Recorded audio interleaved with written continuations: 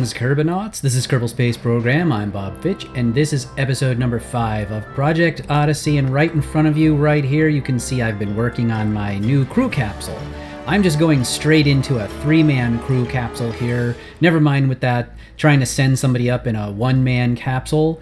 First, before we try to do 3, we're just going all out because we've done this before. We're making a Hydra version 2 capsule. And you can see that I'm still working on it. I got all these little problems with the pieces not sticking together quite right here and all that. And I don't think that's the engine that I'm going to be using. And I have to create some compartments above and below here, I'm thinking.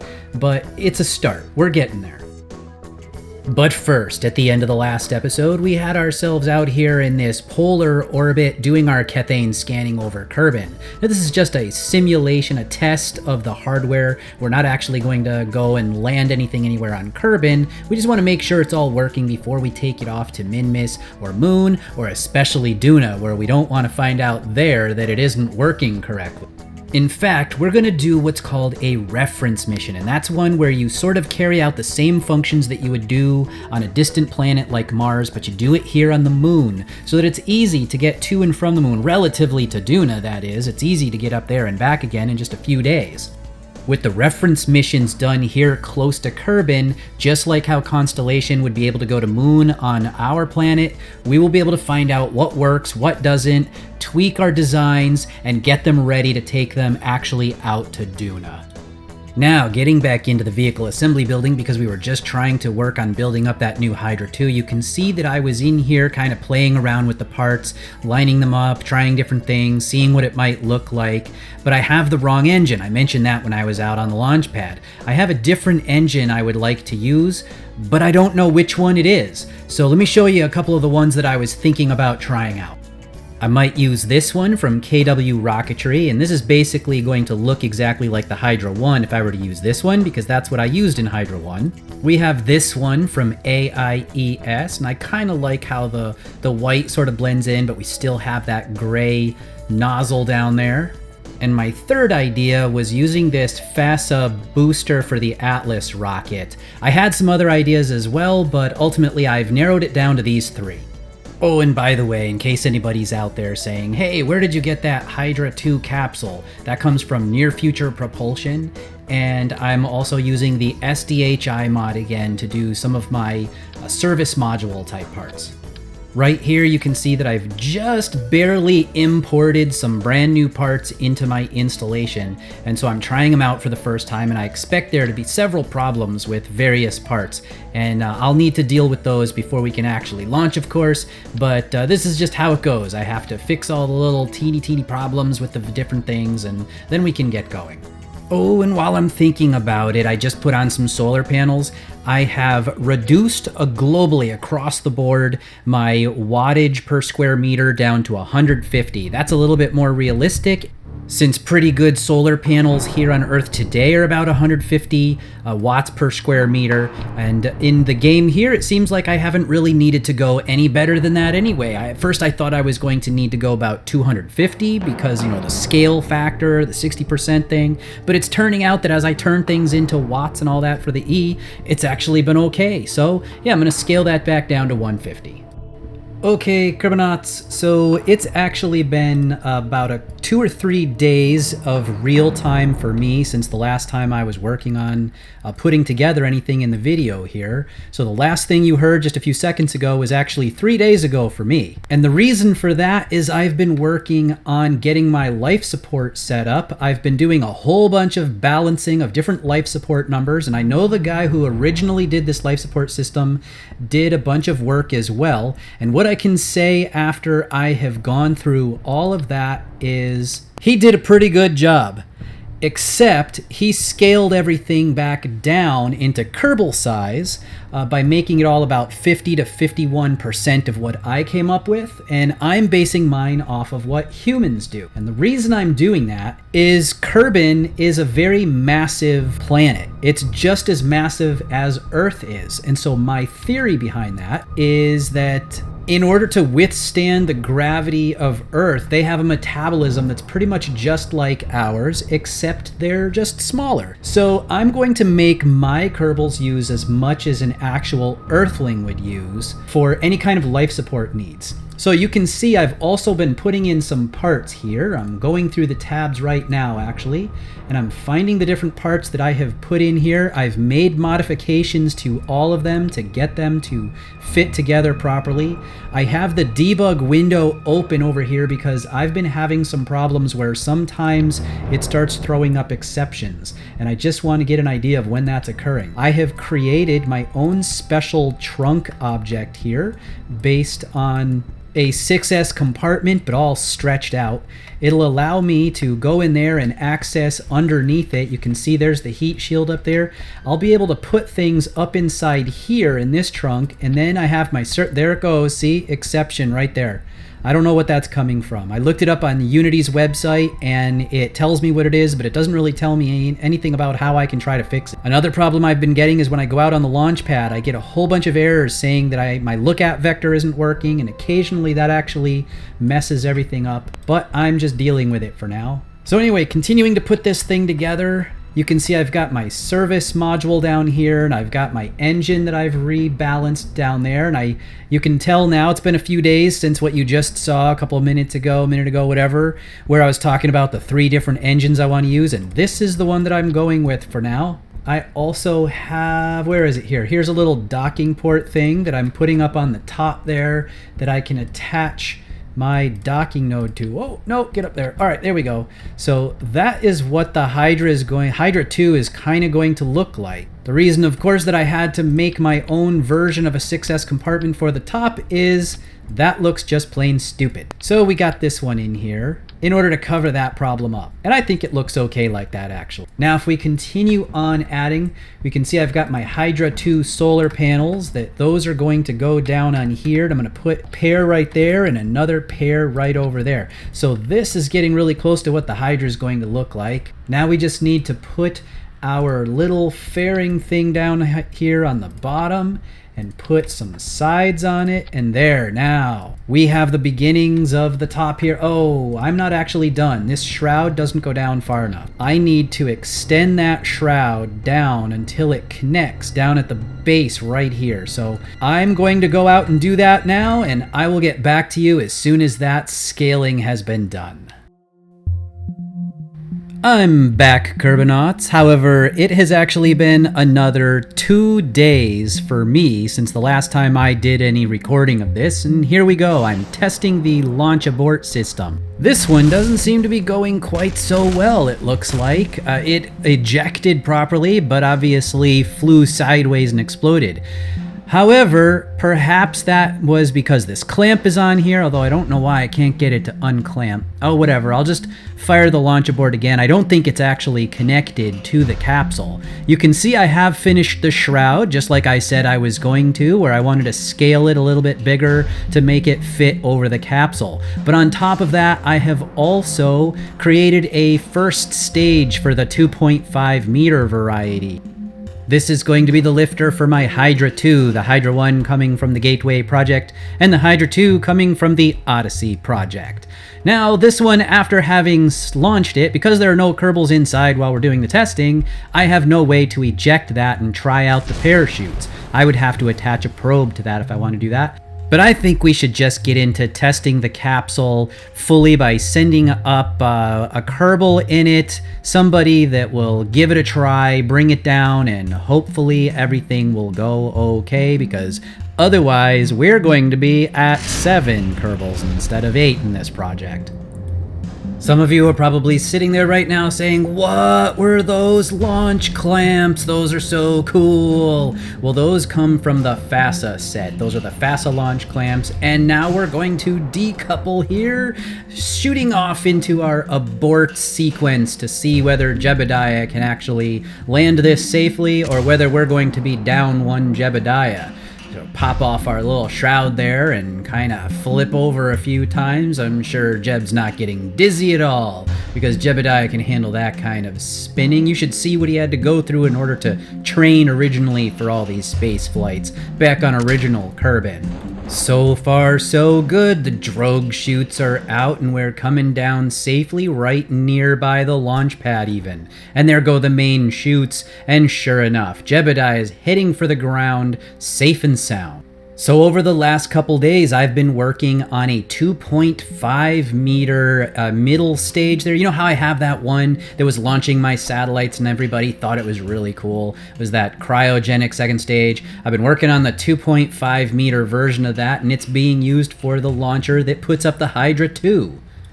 I'll get into a full disassembly of this rocket at some point in the future, but for right now, just so you can get an idea of what that stage looks like, here it is right there. You can see it looks very similar to the one that goes in the 1.25 meter rockets, but it has a much larger engine down there. So yeah, we'll get a little bit more detail on that in the future. For right now, we are going to do another launch test to see how the whole Hydra II here flies.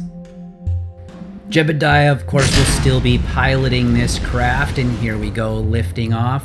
Along with him, we have Neil and Valentina. Neil is being trained by Jeb so that he can be a backup pilot, and Valentina's there just in case anything goes wrong with the rocket. She's the engineer. She'll have some idea of how to fix it, hopefully, and they can get back safely, just in case. So the rocket isn't 100% complete. There has been a little bit still going into the design. I've gone into my mod viewers trying to inspect different RCS jets.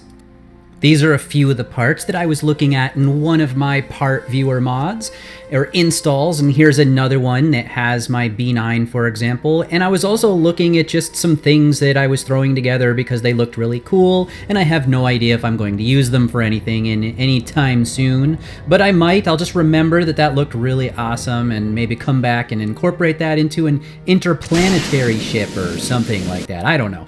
But now, here we are, making it almost up to orbit. We still have a little ways to go and some circularizing to do, but it's time to eject that nose cone there, that shroud that I told you I was stretching out. And here we go, we're finally doing it for real, our very first test in space. And, well, it flew a little crooked there at the end, but it came off just fine. So we'll throw off those side panels. We know those work. We've been using those since back in Project Gateway. Out come the new solar panels from the AIES, or maybe those are near future propulsion. I can't remember. They might be the near future propulsion, actually. I don't remember which ones they are, but you can figure that out when you actually get your hands on these part files, because I am going to at some point release in the near future very soon, hopefully, a bunch of the parts and different mod lists that you're going to need if you want to try and put something together like this yourself.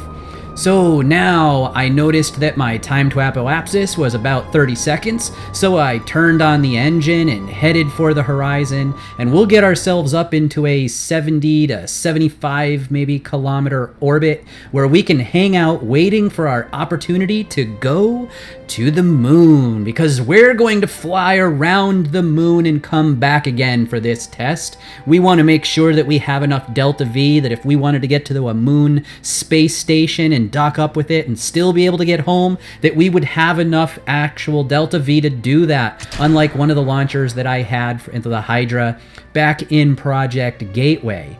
We've just decoupled ourselves from our moon injection stage there. I still need to name it. I've tabbed over to it so that I can do an extra burn, grabbing some gravity assist from the moon to sling us back and destroy that on Kerbin. And then we tab back over to the actual capsule so that I can do some RCS, just a little bit of RCS taps going forward to bring our periapsis back up to just skimming through the atmosphere.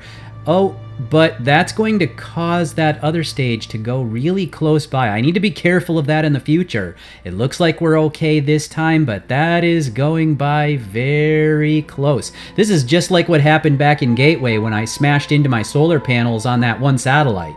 It's just that I wanted to make that burn on that lower stage there right away while I still had communication with it, and before it ran out of power or anything like that.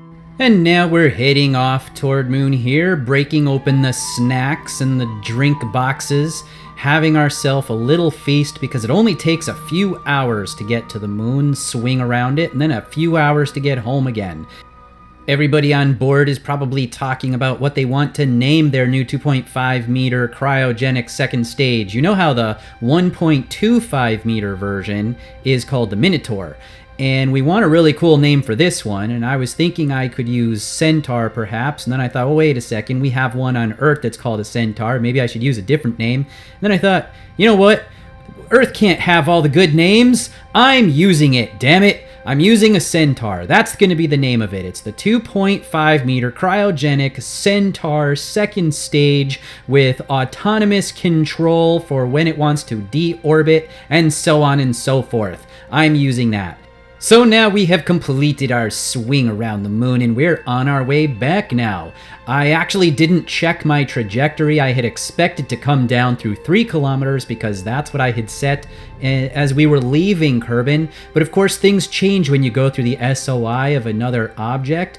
And so we're actually coming back somewhere around 35, less than 40 kilometers, but it means that we're actually just going to bleed through the atmosphere and bring down our orbit, but not actually re-enter completely on this pass through, like I had originally expected. But thinking that we are about to come through, I decouple that stage and it doesn't really fly away so fast immediately, but then it picks up some speed and heads off because the aerodynamics of our capsule are dragging us down quite a bit, while the aerodynamics on that thing send it sailing off, where it starts heating up with that massive shock wave that I'm sure it's building up, and now it's going to start exploding like crazy, pop, pop, pop, little bits of it blowing off until there's nothing left. Meanwhile, here I am thinking that we're starting to do our re-entry for return, and we actually only bring down the orbit, like I said, to be fairly close to Kerbin, but not really close enough, and you're going to see that in a second here as I switch out to the other mode. I'm realizing now that I'm not really coming down. It looks like we're going back up again, and sure enough, I look over here and see, oh, yep, well, we have a decent orbit. We're going to come down next time we go through, but it wasn't this time. So we'll fast forward our way through around one more loop. It's a good thing we have enough life support on here, otherwise we'd be in trouble. I'll try not to make that mistake again next time, but it's not the first time I've done it, and it probably won't be the last, where I forget to check after going through some SOI to see where I'm actually going once I come out of it, and make sure I'm still going where I'm hoping that I'm going. But anyway, it looks like we're making it back safe. We're beginning to run out of power now. There's enough power in that capsule in order to keep it running for a few hours or something like that. Maybe I set it to 6 hours, if I recall. And we're coming down now just as it's running out. So we should be okay. Here they go. And bam! They're on the ground. Jebediah hops out, and he's happy. Everyone is safe. Oh, so by the way, I wanted to tell you I found out what was going on with the rocket the last time that was flipping. This is my Tedris C class, and if you recall, I was doing a test where it was flipping out when I was trying to test launch with it, and that is because you take the fairing off there. See this one down here, this fairing base? Well, I had renamed it to something different, and it no longer had the word fairing in its name. And apparently what happens is with Ferrum Aerospace, if there is the word fairing in the part, then it treats it differently. It basically treats it like there's no drag. That way it'll cut through the air. But when I had taken out the word fairing from the part, that caused it to believe that it should be applying drag, and so it was dragging down the front and flipping my rocket over. By renaming it back to having fairing in the name, that fixed the problem. And now my Tedris C1 flies straight again, if I should want to fly one of these. But the same principle applies to anything that's going to have a fairing. I just have to remember that any of this stuff up here that is a fairing needs to also include the word fairing in the name or have its drag values changed inside the part file.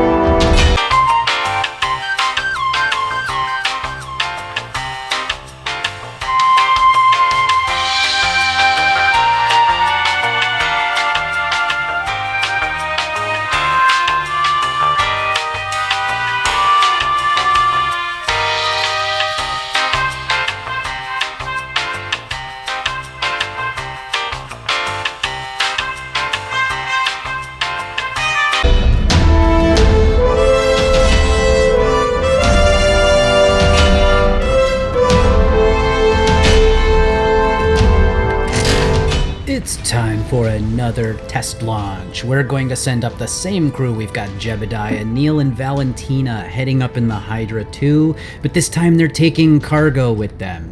They've got themselves some food, some water, some oxygen, all being used in the TAC life support mod. You can see in the upper right hand window in my resource, the alternate resource panel right there, you can see it's got the food, and then I've sorted the different icons so that right under it there's waste, and then under that is the water, then wastewater, then oxygen, then CO2, and I've moved my waste heat down to the very bottom of that whole thing.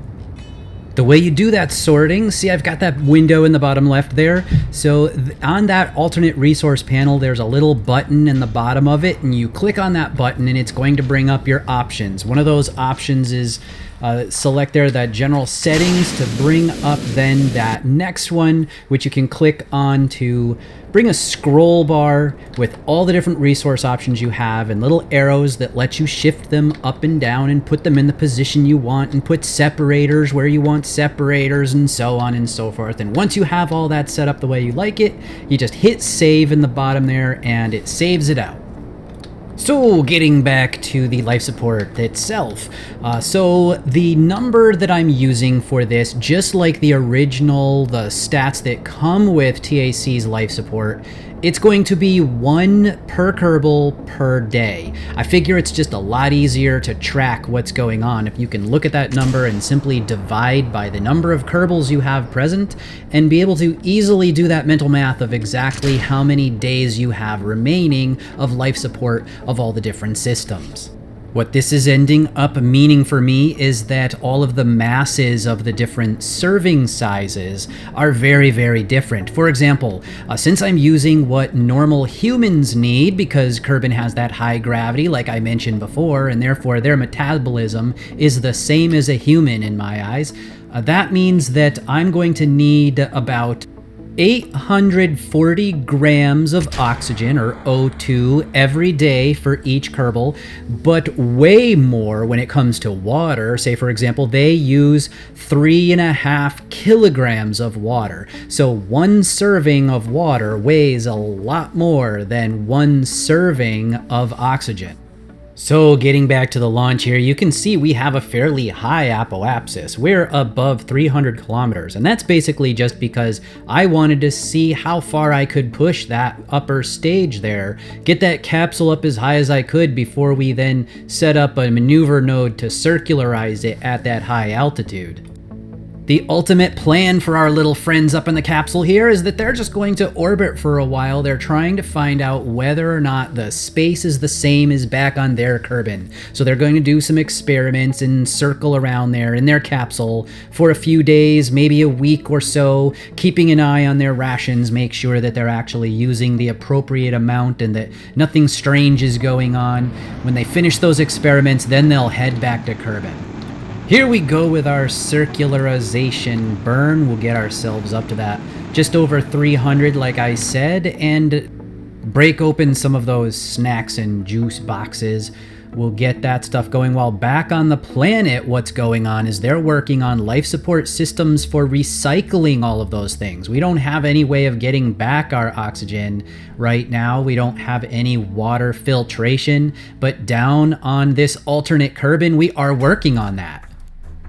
You can see here I have started a Sabatier device, which is in basically a carbon dioxide scrubber, carbon dioxide remover. It'll take the CO2 out of the air and uses hydrogen to convert it in a heated chamber into methane and water. I can grab one of those and just throw it up here on top of this launch platform just so you can get a look at it. I'm pulling that out of a life support mod that actually comes from a different life support system, but because it looked like it was life supporty, I decided to use it for my system. While we're here, I also have from the same mod canisters of oxygen that I can use, but they're not on this rocket because this one is way too small to need that much. We also have a gigantic CO2 tank, but I don't think I'm ever going to actually need that amount of it because the whole idea, I think, is you would simply convert it all back into oxygen. So why store it as carbon dioxide? Maybe if you were feeding plants or something, then you would do something like that. But we have a smaller version of the CO2 tank, which I will be using. We also have a small version of the oxygen tank right here. We also have a wastewater container and some food bags. There we go. So those both are actually coming out of a thing called cargo bags or something like that. And you can use those to convert these into various textures, but I'm just going to use them for food. This can also sport various textures, but I'm only going to need this one for wastewater because I have other parts that I'm going to use for all the other things. If we come over here to the Hydra itself, you can see down inside my hatch, the Hydra II trunk that I have created for myself. I also have a water tank. So why don't we take that out of there, move it up here, make it easy for you to see what I've got set up. So I've got that CO2 and oxygen, I've got the wastewater and the food, but they're all surrounding a water tank. So the water is fairly massive as well, which is going to put it over here on the higher end. Actually, some of these aren't completely set up still. You see how that one still says Oxygen 700? That's coming from the original mod. I haven't modified it yet to actually do what it's supposed to do in my system, but I will get that soon. Now this one actually has the oxygen of my world, as well as this one could contain the amount of carbon dioxide, and this does hold the proper amount of water for the volume of those tanks. Technically, it should probably hold a little bit less water than the volume of the space that this all takes up, but I'm just doing it for game balance purposes, making it nice and simple. There's a simple formula that says for the volume of this space, regardless of the tank images and artwork that's being used for it, there's a certain amount of water that fits in there. That way there's no metagaming and trying to figure out which one has the better artwork so that I can have more water because it looks like more water should fit. Instead of that, we'll just use the same formula for everything. So with that, we have that whole assembly there that I can then take with the full life support, stick it down inside my Hydra and close up the hatches, and now we've got ourselves our life support on the Hydra II.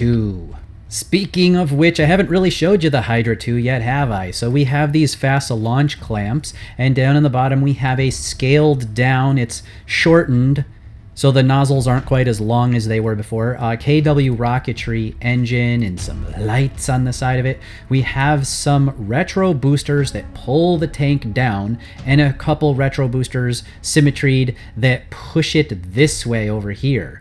And when it does that, it pulls it down and out of the way. Little lights all along the side of it. And working our way up here, you can see that's the top of my 2.5 tank. I have put together my assemblies by now. I have my Manticore and Minotaur, but now we also can add to it the core stage, the Chimera, that goes right there, and that's the one that we have attached right now. And we also have our Centaur, which you can see looks like that. And I'm going to get to that one here in a second as we pull that right off of there, and now you can see that Centaur in there. It has some B9 thrusters on the side of it to give it attitude control, but beyond that, it is all one part. Well, no, we got to take off the engine.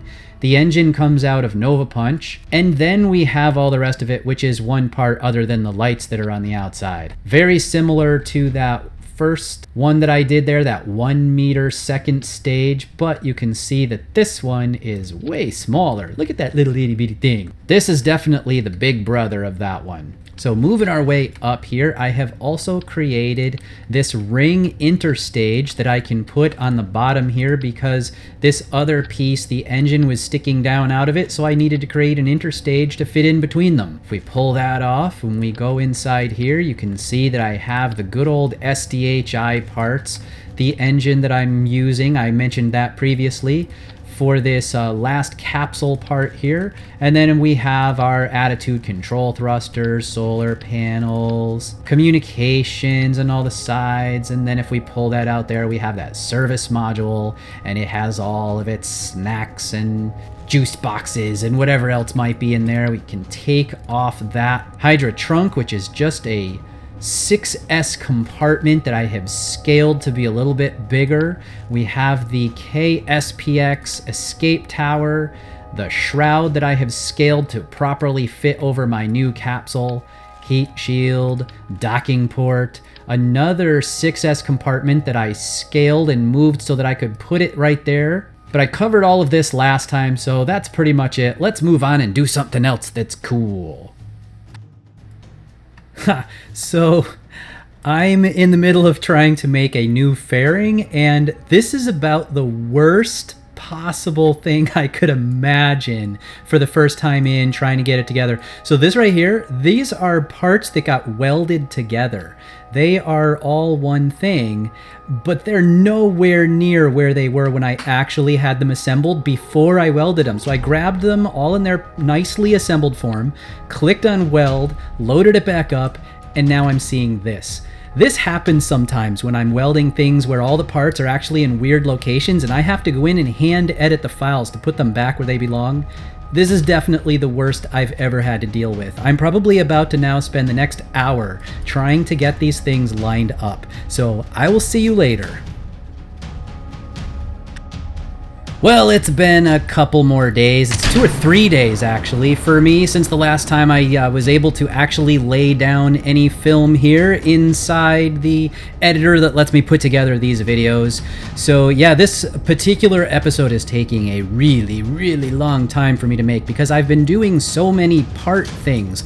I think most of it will actually come through in the next video when you finally get to see what it is that I've been working on in between while I get this all finished up. But right here, as we finish off this episode, what I'm doing is I'm launching a rocket that's just testing what are the capabilities of the launchers that I've already sent up. I'll get into the details of how this test goes, but just to give you a sneak peek, what I have here is, if we go into the vehicle assembly building, you can see that I have some weights. These particular weights right here were created by just modding some of the Oscar fuel tanks, scaling them to 4 different sizes for 100 tons, 25 tons, 5 tons, and 1 ton. And all of that can fit inside a 2.5 meter fairing fairly easily right there. And I can put these on top of a rocket just to test what are the capabilities, how well does it do lifting various weights up to the low Kerbin orbit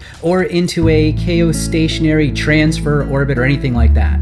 But we'll get into all about that and how that went and what the lifting capabilities are of this rocket and the next one, which you haven't seen yet, but you will very soon. And in addition, even a third one. So we'll catch all that next time on Project Odyssey. Until then, I will see you later, Kerbinauts.